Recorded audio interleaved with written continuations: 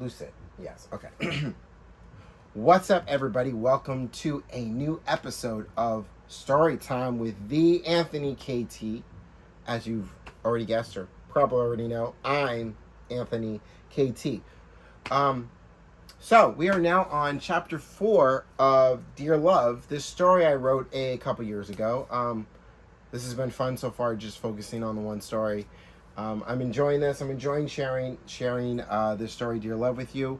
It is available now. Link is in the bio for it. If you want to go ahead and just read it for yourself, as well as many other stories that I have written, including a story that I'm in the middle of working on now called How the World Sees Me, which right now is looking very good to come out sometime this month in March, hopefully. I'm still in the editing process, and the editing also adds adding some stuff and taking out some stuff, but it's still looking good for March, hopefully. Anyway, let's stay on Dear Love, and we're on chapter 4. And on chapter 4 of Dear Love, Miles is getting the results back from these very real, very romantic dreams he's been having about his best friend Emma. And to recap, in previous episodes of Storytime with the Anthony KT, as we focused on Dear Love, Miles met Emma at a Battle of the Bay baseball game. Oakland A's versus the San Francisco Giants. They met at the baseball game, and from there spawned a friendship that started while they were in college and really blossomed through college and after college. And they both moved to New York, where they got incredible jobs and started their lives in New York. Had a routine of when they would meet every day during lunch and tell each other about the dates they were going on, all that stuff. But in the course of all of this, Miles started to develop very real, very romantic feelings for Emma. And for Miles, it was very easy to have those feelings be developed for him because of how close they are, and not just in their friendship, and how they are able to finish each other's sentences. They laugh at each other's jokes, and it's easy for him. It was easy for him to have those feelings. But what wasn't easy was telling her. And he never wanted to really tell her, because if he told her, there was a fear that came with telling her that she may not want to talk to him again. And if he lost that, it would be like losing a part of his life, because of how much of his life she's in it. And he didn't want to lose that. He didn't want to lose all of that. So he just kept it to himself. And in doing that, he started dreaming about her. And these dreams that he was having about her were very real, very romantic dreams. They were either married with kids, or he was about to ask her to marry her. So he needed some answers about why these dreams are so real. And now he's getting his answers back. And we're gonna find out exactly why. And after we find out why, I'm gonna read a little bit more into it, and I'm gonna end this episode where things look very possibly good for Miles in the coming episodes of Dear Love for Storytime. So let's get to it. Miles got off work earlier than he normally does and headed over to Lucas's home to hear what the results were. Lucas was one of the people that was trying to figure out why, was helping Miles in figuring out why his dreams were very real. When Lucas opened the door and let Miles in, Lucas greeted Miles and asked how he was doing. Made some small chat with Lucas as Lucas walked with Miles to the living room, where Kate was sitting on the couch waiting for Miles and Lucas to return. Now, Kate is the other person that was helping Lucas doing the study on Miles about why his dreams were very real. Miles sat on a brown, leather, comfortable reclining chair across from Kate and Lucas as they gave Miles his results. Based on the results, the dreams you are having are known as lucid dreams, which is when you know you are sleeping, but the dreams feel vivid and real, Lucas said. Really? Is that why I still feel her touch, her lips on mine, and her head on my chest when I wake up? Miles asked. It is, but also when it comes to dreams, dreams are really subconscious thoughts from our mind. When we go to sleep and dream, our subconscious takes over and anything and everything comes into our dreams. When you wake up and you still feel all those touches from your dreams, that's really our brains involuntarily signaling us that we've been touched. So Miles, when you go to sleep, your subconscious is giving you what you think about wanting, and when you wake up and you still feel your lips been kissed, your hand been touched, your hand been held, and your head and a head laying on your chest, that's your brain involuntarily signaling you what's been touched, Lucas said. I knew it was all a dream, but how real they felt, and waking up still feeling all those touches left me wondering why. Thank you to you both.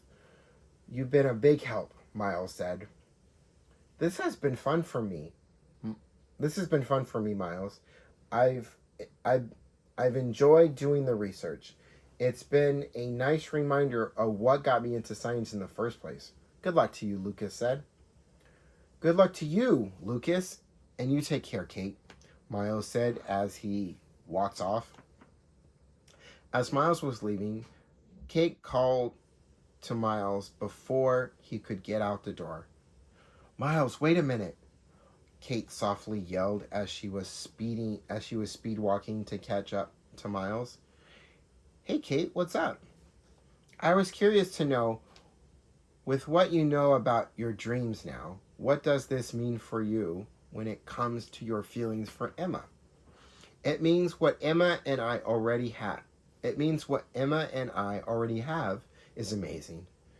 I'm lucky and blessed to have the kind of woman she is in my life. I like what we have, and I do wish it was more, but it won't be. She's with this new guy, and she seems happy. I met the guy the other night, and he's a good guy. I'm happy for her. At least I want to be happy for her. Kate smiled as she looked down. Miles, looking back at Kate, could tell she had something more to say.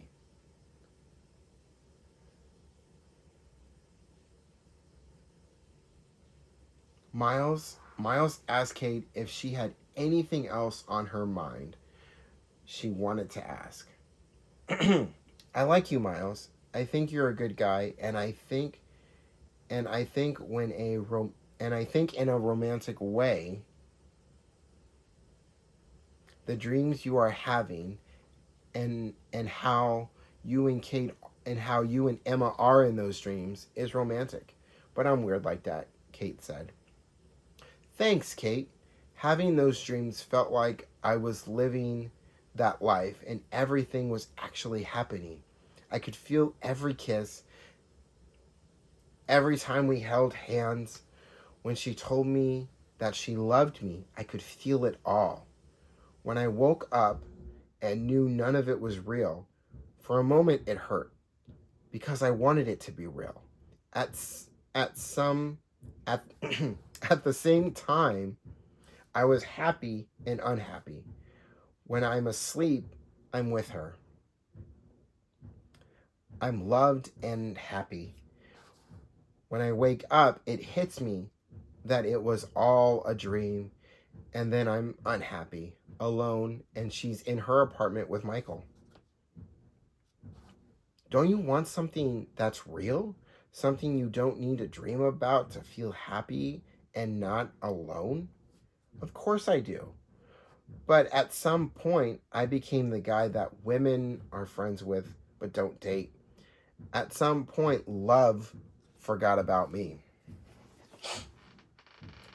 Kate looked at Miles, thought about what she was going to do next.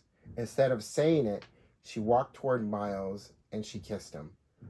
Miles looked at Kate and asked why she kissed him. I kissed you because I like you. I kissed you so you know that love didn't forget about you, Kate said. Miles was speechless. He didn't know what to say next. He just stood at the doorway, shocked from Kate's kiss, with nothing to say. Since you haven't been able to talk since I answered your question about why I kissed you, I'm just going to ask you, would you like to go out with me tonight? Kate asked. Still standing in the doorway, Miles said the first thing that came to him. You mean like a date? Miles asked. Not like a date, a date, Kate said. Oh, well, Miles said, still speechless.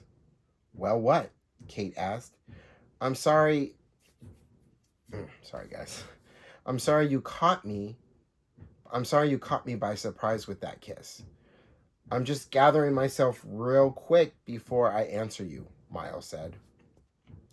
Miles breathes in and out, gathers himself, and gives Kate an answer while she feels like a no is coming.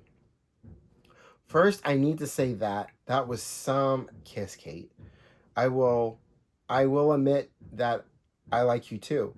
I always thought you were beautiful, but I never thought you liked me like that, Miles said. I do like you like that, Miles. So I'll ask you again. Would you like to go out with me tonight? Kate asked again. I would like to go out with you tonight, Kate, Miles said. Kate gave Miles a hug and they made plans for their date, the time they would meet and where they were going for their date. Before Miles left, Kate gave Miles her address so he could pick her up at her place. They said their goodbyes and Kate walked back into Lucas's home with a smile on her face, excited for her date with Miles. Kate's crush for Miles began the day she met him, and she knew Miles had no idea how she felt, and Kate wasn't going to wait around and see if a what if was going to happen. Kate knew if something was going to happen, she was going to have to make it happen herself. Kate thought about that kiss she gave Miles, and to her, that song Firework by Katy Perry started to play in her head as she kissed Miles. With that one kiss, she knew it was more than a crush she was feeling for Miles. Kate started to think about what she was going to wear, and she got all kinds of nervous.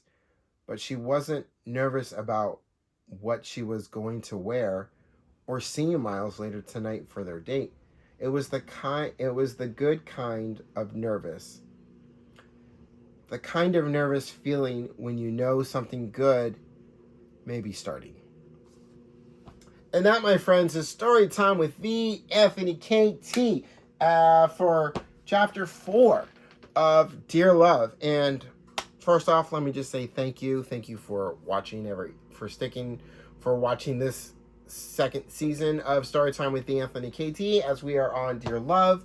Thank you for staying with me for this episode. I know this one might have been a little bit longer than usual, but I wanted to not only give you the results from the sleep study, but I also wanted to end on a good note for Miles, something good to come out of this research. And it did, and it looks like it did with him and Kate, and that's great. And more to look forward to in future episodes of Storytime with the Anthony KT as we continue on with Dear Love with chapter 5 the next time. And again, if you haven't yet, go ahead and hit that subscribe button. Go ahead and if you like today's episode, go ahead, leave something in the comments. Let me know what you think about today's episode. All that good stuff. This story itself, Storytime with the Anthony KT, is available now. Link is in my bio, as well as many other stories. When you click on that link, it'll take you to all the other stories that I have written in the past, and one that I'm working on right now. I'm in the editing process of that. It's called How the World Sees Me. Still looking good for this month in March to have this out, and I'm excited for it all. I love doing this. I love writing. I am a writer, and look forward to sharing more with you in the future. So again, that'll do it for Story Time with the Anthony KT, and in the meantime and in between time, peace, y'all.